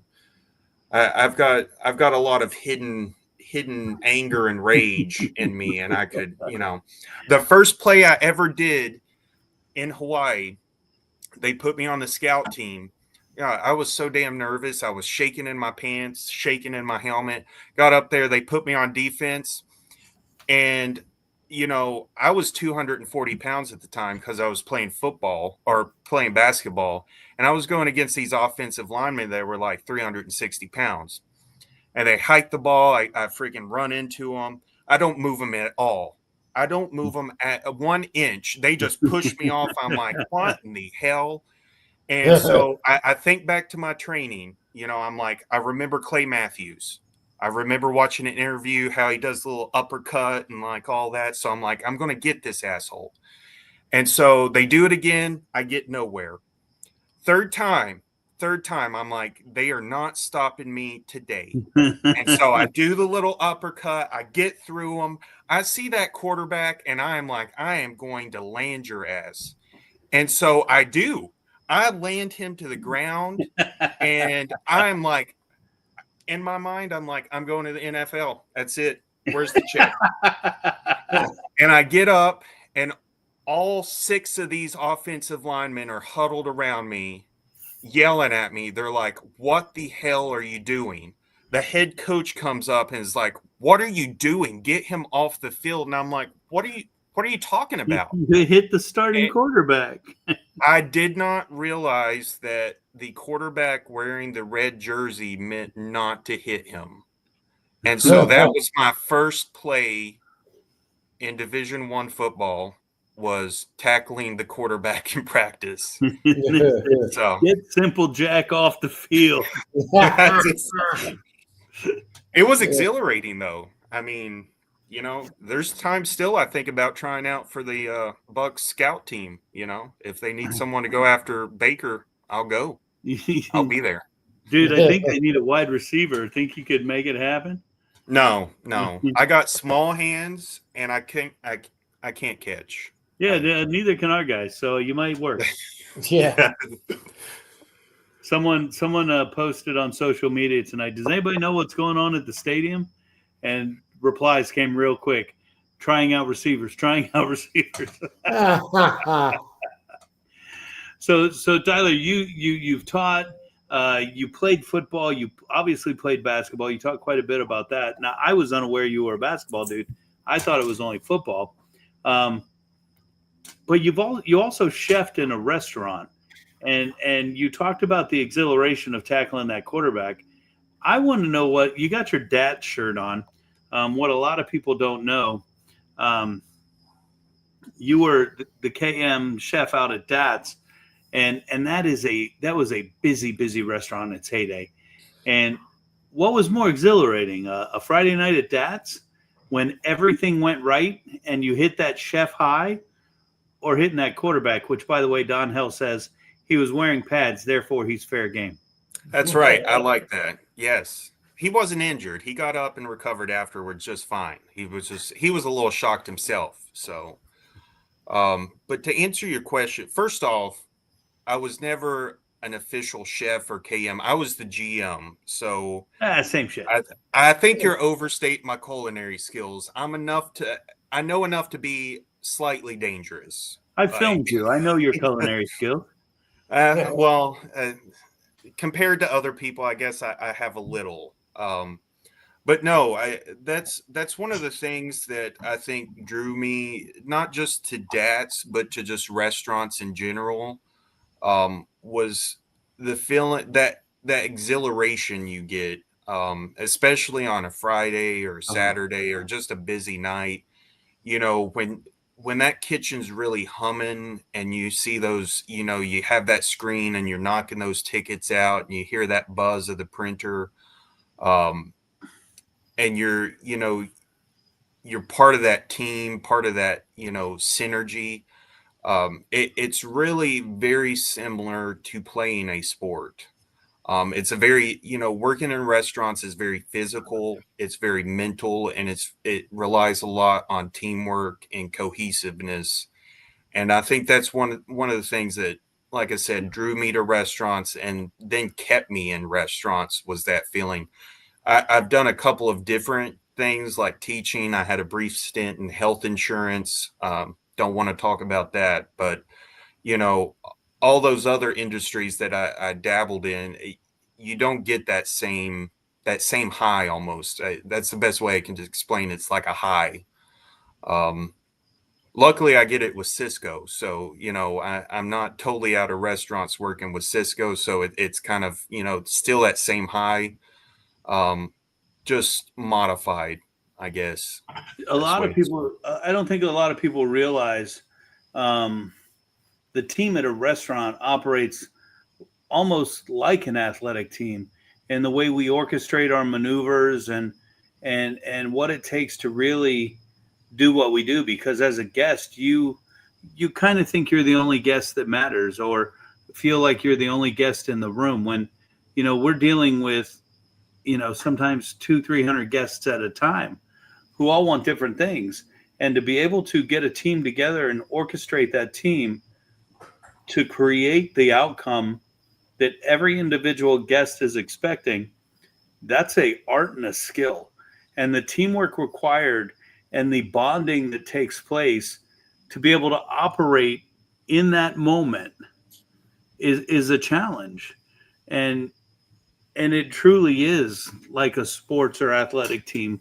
And when it does come together and you win that Friday night, I'm going to tell you, there's nights where you feel like you lost, but when you have that feeling of that win, man, there's nothing better than that feeling. It's amazing.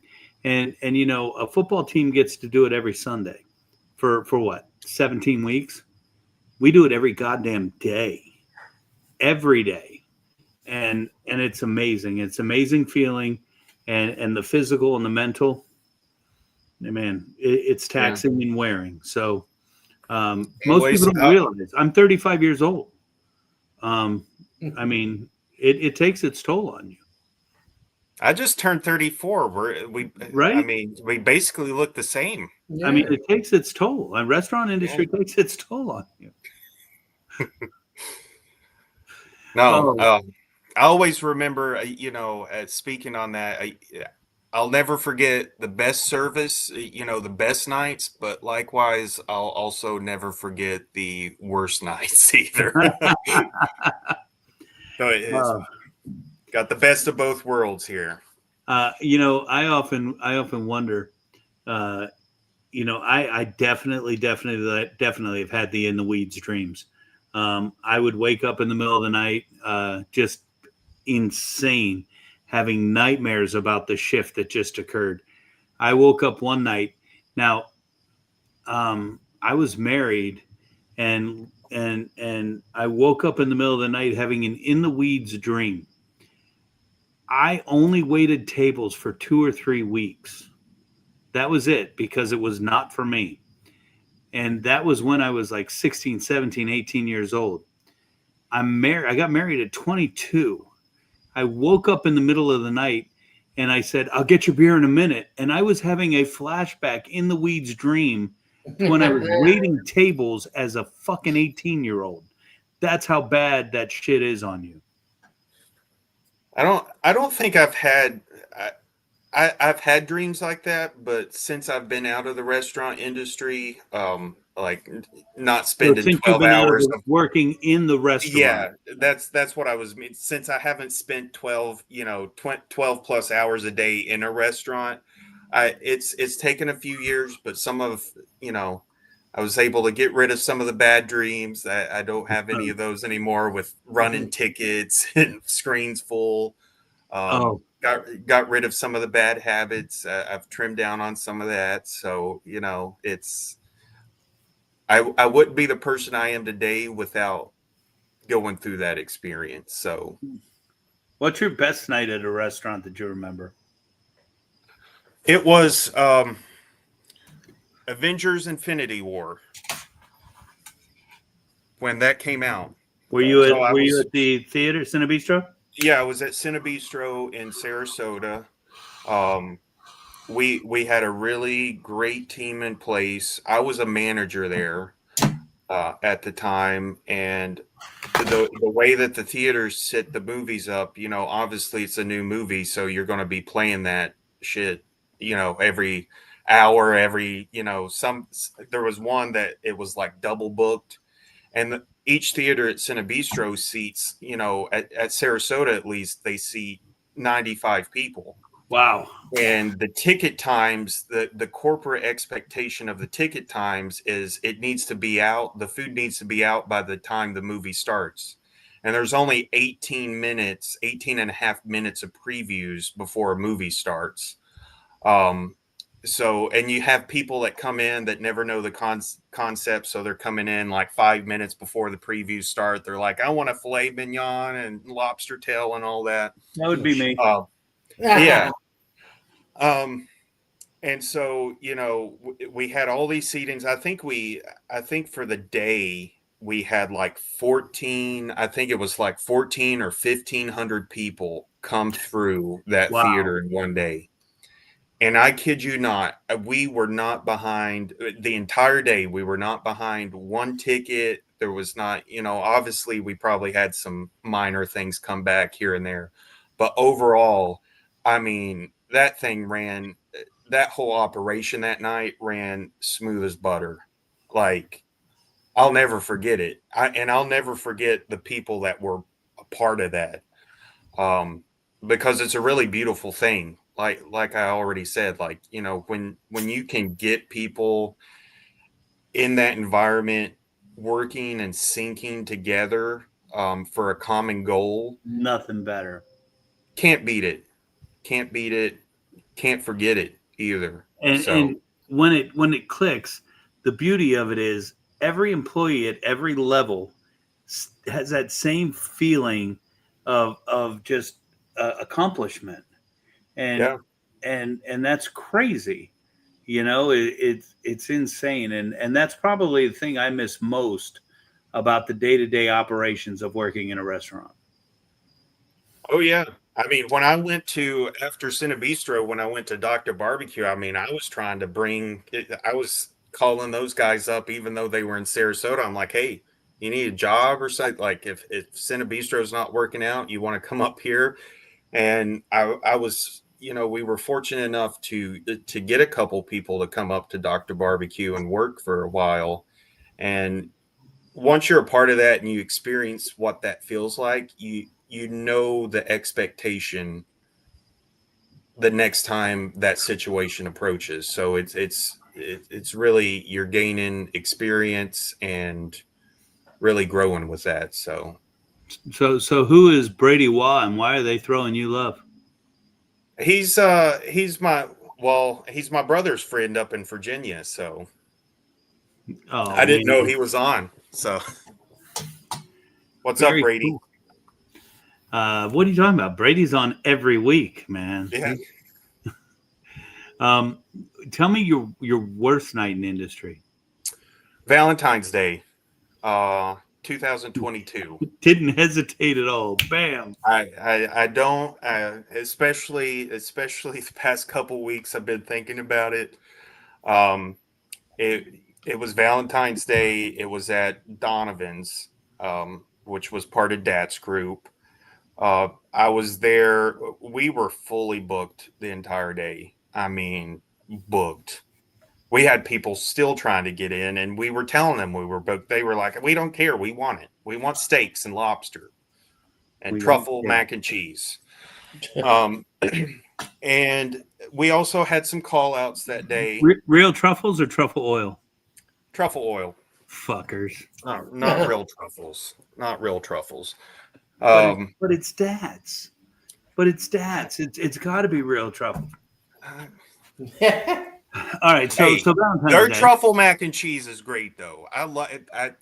That's my go-to thing at Donovan's is their truffle mac and cheese with the mushrooms. I don't know if they still do it or not, but when I was there, that's what they did. Oh, that was my go-to like lunch meal every day was truffle mac and cheese.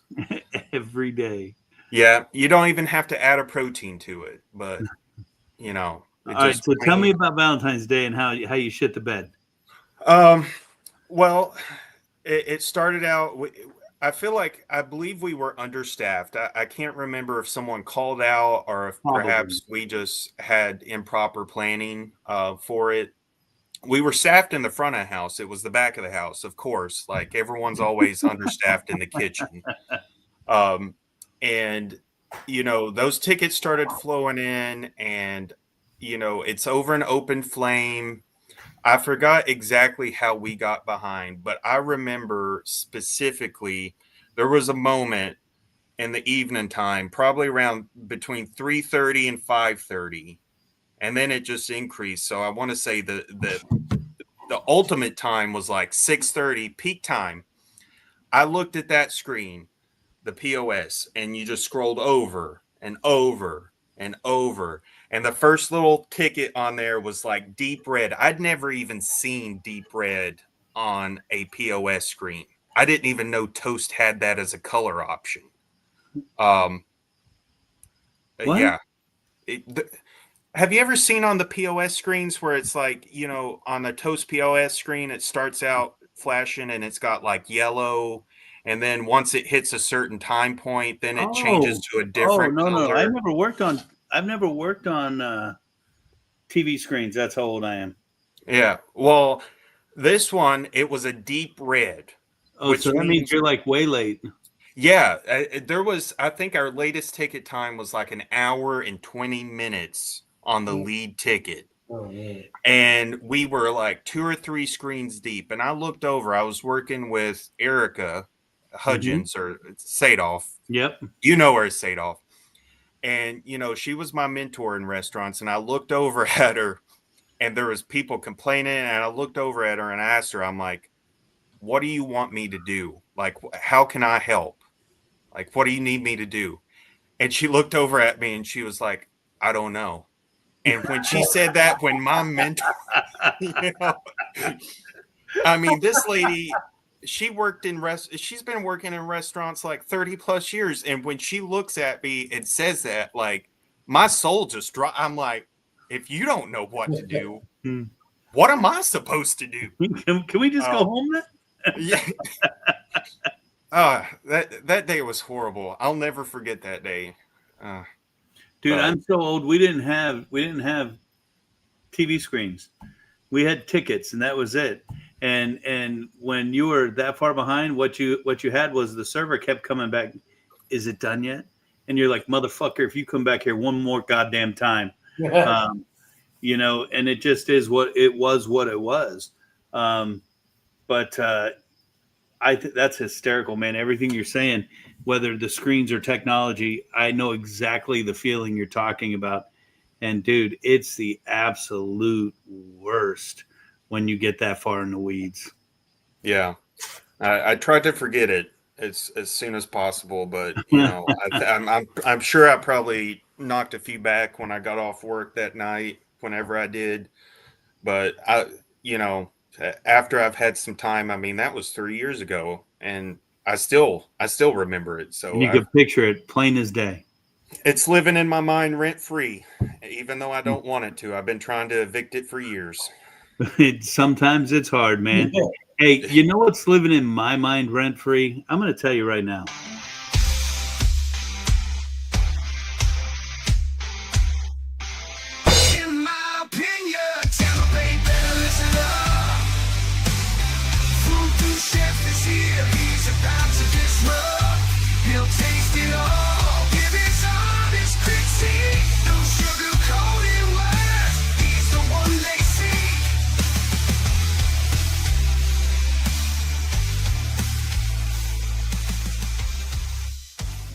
What's going on, Voodies? Hanging out at the Epicurean, the hotel bar. Why would we be doing that? You know why? For this bad boy right here.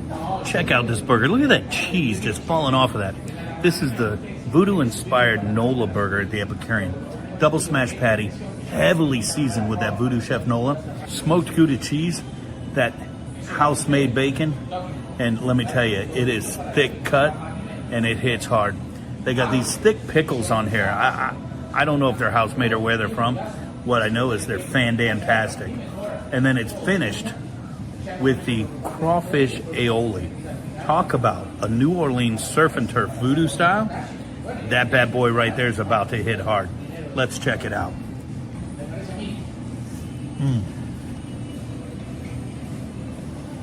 Holy cow. Every aspect. Holy cow. That crawfish aioli is just hitting the mark. And the Nola seasoned patty, can't forget that. All right, let's take a look at that house cut bacon. Look how thick that bacon is on that burger. Is that a third patty?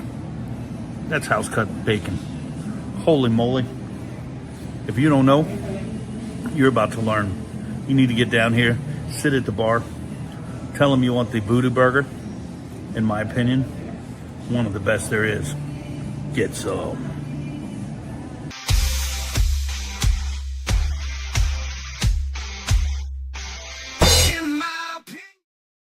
Step right up, don't be shy. The chef's got questions you can't deny. Will you sink or will you soar behind that big red judgment door? No lifelines, no escape. Your fate sealed on his plate. What's your spice, what's your sin, what's the fire that burns within? The VooDoo chef decides your fate. My questions and it's checkmate. There's no wrong, there's no right. Oh, ho, ho. Tyler, I warned you. It's the final five, man. Our final questions of the night. 5 questions, and we saved them to the end. And I am going to warn you, people have got banned from the podcast for answering these wrong, even though they are opinion questions. I'm going to warn you. I watched Jeopardy tonight, so my mind's ripe. Well, I expect every answer in the form of a question then. What's your favorite sound? Nature? Going back to that what is nature? What is nature? Yeah. What do you think of Ken Jennings, man? I think he's a dork, a dweeb, and I don't like him. You know, I liked him when he was a competitor on there. I was really rooting for him. I think I was about like 11 years old when he was a competitor on there, and I just remember I was rooting for him because he won like, was it like 52 weeks in a row or something like that? I mean, he was just spitting off. It was like click, click, what is click, what? And it was a sad day when I saw him get beat. And now as a host, you know, he's not as good as Alex Trebek, but the show's got to carry on, you know. Who is as good as Alex Trebek? But you know, I watch him on The Chase, and I like the Beast better than I like him, and I just think he has that I know everything attitude now. I'm Ken Jennings, and you know what, Ken Jennings, you wouldn't survive on Naked and Afraid, would you? It's true. He wouldn't. He would. He would. What is Ken Jennings wouldn't survive on Naked and Afraid? He would have chose the unicorn. He would have chose Jeff blow-up. Rose. Yeah. And the unicorn in floaty. Yeah. Again, read the blue scrolling screen. Ed, we're in trouble, dude. It's all right. All right. What's your favorite cuss word? Probably fuck. Probably fuck. And you know he paused a little bit on that. I have a couple. If you ride with me in my car any given day, especially in Tampa, I don't know what kind of profanities I've said in the car. I can imagine. I can imagine. Well, I can tell you, I ain't like the priest when he played golf in Caddyshack. Rat farts, that ain't gonna be me. Oh, you should hear Deacon IFA drive home. Oh He my calls God. me sometimes on his drive home, and that's why he got the name Deacon, because he ain't no deacon. Yeah. All right, here, T. It's getting nitty gritty, and we're running out of time. Coke or Pepsi? Coke, Coke. Thank God. How do you cook your steak? mid rare. Oh, dude, I knew I liked him, man. He passed. Yeah. I knew it. All right, man. Toughest question of the night, and it's the biggest tell. This is a big deal, and a lot can be told from how someone eats their hamburger. What is your ideal hamburger? So my ideal hamburger would probably be a brisket short rib blend, 8 ounces. I am a fan. I have a sweet tooth in me. I try to control it, but I can't. So I would probably go with a bacon onion jam. Oh, Some Texas smoked bacon. bacon jam and bacon. Yes, yes. And then I would probably do pickles, and I'd probably leave the onions out. I'd probably put lettuce, and specifically I'm a fan of shredded lettuce. I know that's kind of, Same. I like the shredded lettuce. I like when you bite into it, it falls off, and then it's almost like you get a second side of like a little salad with the drippings and whatever falls off of the burger. So it's like you get a 2-for-1. I'm all in. And Ed, you noticed he left the onions off for you. Oh, okay. Well, he put the bacon. Well, it's in the onion jam. It's in the onion jam. It's got a little hint of onion in it. And yeah, probably pepper jack cheese. I like a little heat to it. And a brioche bun. Brioche bun. Dude, I absolutely love it. And I love that we got to hang out in this arena. It's not often we get to. Big Eddie C, did you just crack another IPA? No, I was closing a file cabinet. Oh, I was getting excited. I'm like, Big Eddie C's getting it after it tonight. No, I not on a weeknight, man. I got some standards. Sure, you're filing that away and be like, Tyler likes this burger. That's what he's doing. Yeah. Hey, I'll confirm for next week. Shay Daniels on the podcast after a long break. Mr. T, man, much love. I hope I get to see you on Friday. I hope you're going to join us. And everybody, the invitation's open to everybody. Renee's Tacos at 1:30, cigars at 2, over at the J.C. Newman factory. We're pushing time, man. Got to go. Peace and love, everybody. Yeah.